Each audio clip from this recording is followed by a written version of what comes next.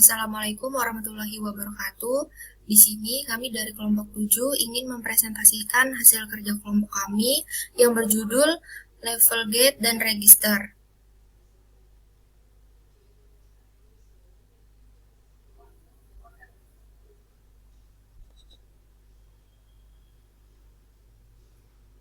Kemudian dari kelompok 7 beranggotakan dengan saya Agistiara Putri dengan NIM 2100 18395, kemudian ada Diva Ardelia dengan NIM 21000 18398, dan ada Liva dengan NIM 21000 404. Next. Masuk ke pembahasan yang pertama, komponen level gate.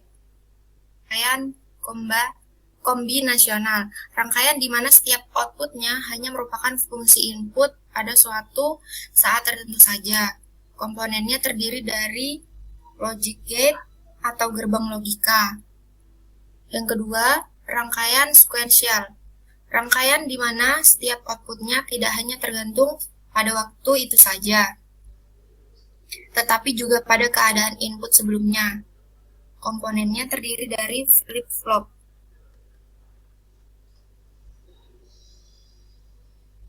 Logic gate atau gerbang logika. Logic gate atau gerbang logika adalah dasar pembentuk sistem digital. Logic gate mempunyai gerbang logika dasar yaitu NOT, AND, dan OR. Logika dasar dibentuk 4 gerbang logika tambahan, yaitu NAND, NOR, XOR, dan XNOR. Bisa dilihat ada layar, di sini ada tabel gerbang logika yang sudah disebutkan sebelumnya. Kemudian aljabar boolean. Aljabar boolean merupakan cara yang ekonomis untuk menjelaskan fungsi rangkaian digital. Bila fungsi yang diinginkan telah diketahui, maka aljabar boolean dapat digunakan untuk membuat implementasi fungsi tersebut dengan cara yang lebih sederhana. Ada hukum dan teorema aljabar boolean. Contohnya, A tambah 0 sama dengan A. A dikali 1 sama dengan A. Itu adalah hukum identitas. Kemudian yang kedua, A tambah not A sama dengan 1, A kali not A sama dengan 0. Untuk yang lainnya bisa dilihat sendiri. Kemudian next. Lanjut ke peta Carnot. Salah satu teknik yang paling mudah untuk penyederhanaan rangkaian logika adalah dengan menggunakan peta Carnot. Peta Carnot dapat digunakan untuk 1.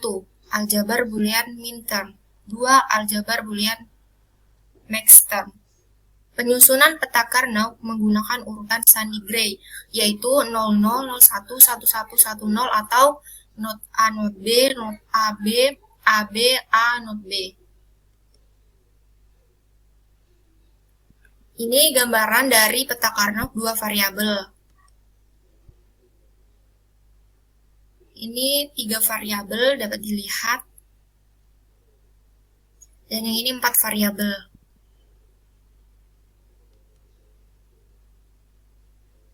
Selanjutnya ada kondisi tak peduli atau don't care.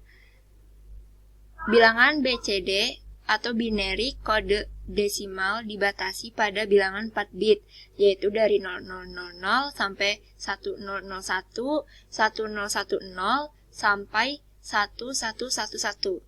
Tidak mungkin terjadi pada operasi normal, karena masukan BCD yang terlarang tidak terjadi di bawah kondisi operasi normal, maka ruang-ruang kosong dapat dipandang 1 atau 0, tergantung mana yang lebih menguntungkan. Untuk menunjukkan hal ini diberi tanda X. Tanda X ini disebut tak peduli atau don't care. Ini ada pelingkaran yang tidak biasa.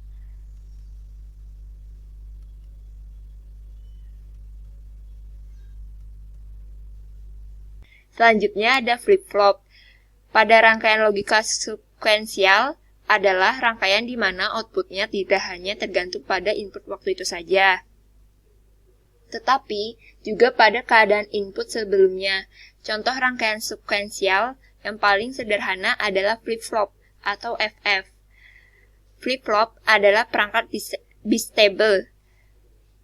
Hanya dapat berada pada salah satu statusnya saja. Jika input tidak ada, FF tetap mempertahankan statusnya. Maka FF dapat berfungsi sebagai memori 1 bit. Flip-flop disebut juga kancing multivibrator biner. Ini adalah contoh dari FFRS dirangkai dari NAND gate.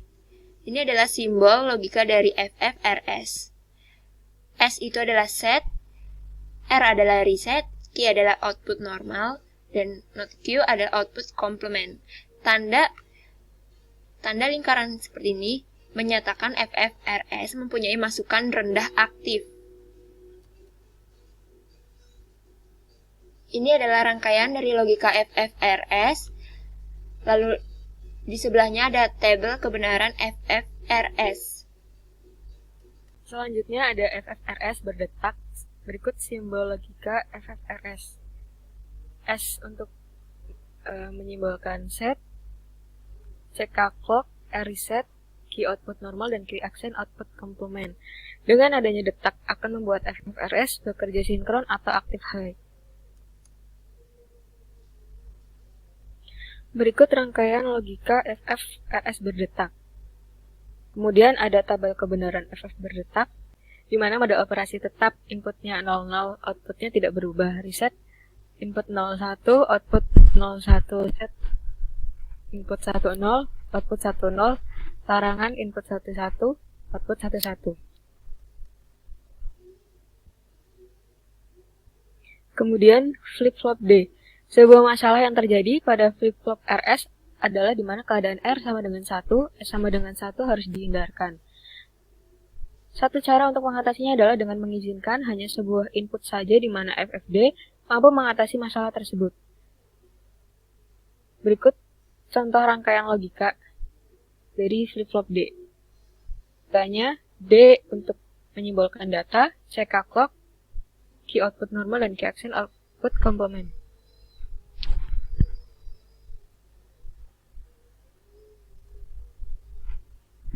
Flip-flop JK. Berikut merupakan rangkaian logika dari flip-flop JK dan tabel kebenaran dari flip-flop JK.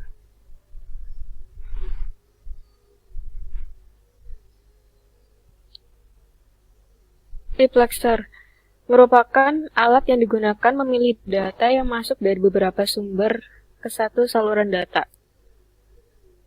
Representasi MUX 4:1.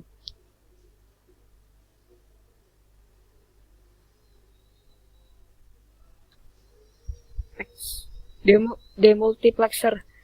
Data distributor, kebalikan dari multiplexer operasi ini akan mengambil sebuah input ke beberapa output.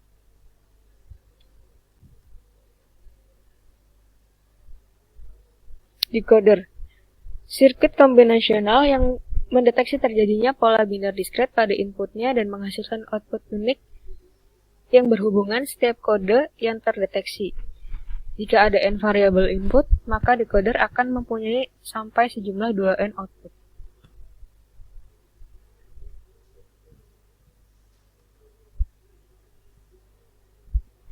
Encoder merupakan rangkaian yang digunakan untuk membuat alamat atau nama dari aktif input line. Oleh karena itu, ini merupakan kebalikan dari decoder. Biasanya encoder memiliki 2 K input line dan K output jalur alamat. Register. M-bit register adalah hasil dari M flip-flop yang digunakan menyimpan M-bit word, di mana setiap bit word disimpan dalam flip-flop secara terpisah. Yang terakhir ada counter. Counter merupakan mesin sekuensial yang didesain menjadi siklus dari hasil sebelumnya secara sekuensial. K dengan keadaan S0, S1, sampai dengan SK-1 sesuai dengan respons pulsa pada input line. Setiap input pulsa bertambah 1.